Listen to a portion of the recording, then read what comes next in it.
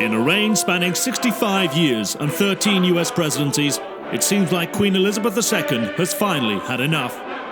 The Queen today revealed her plans to retake the American colonies, saying it was fun while it lasted.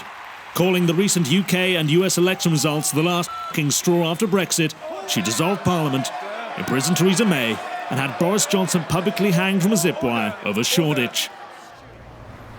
She then took a short ride in an Uber to the Thames to bless the Royal Navy, a fleet of galleys last summoned in the 16th century against the Spanish Armada.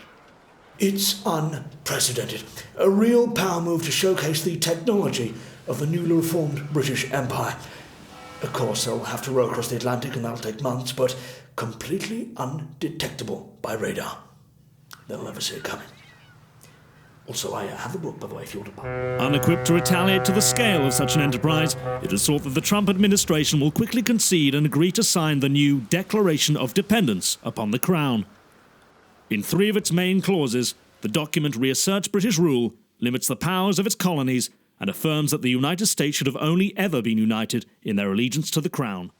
Apparently misunderstanding the threat of an invasion, President Donald Trump had this to say. It's a big, big decision, but we're studying the issue right now. I've always liked the concept of doing it. I will tell you that.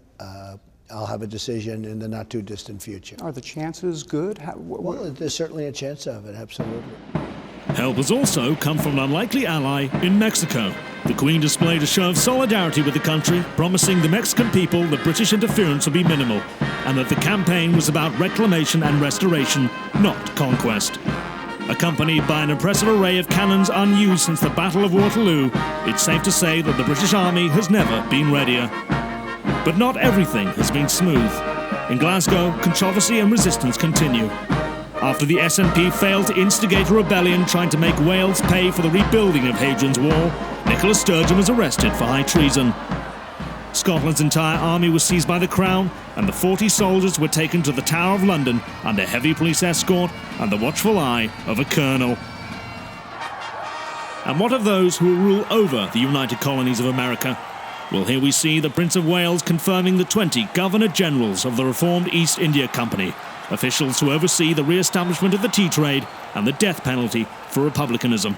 They represent a return to traditional forms of British governance. All white, all male, all old, but all the more determined to restore the monarchy with a smile. Derek Davis, BBC News, London.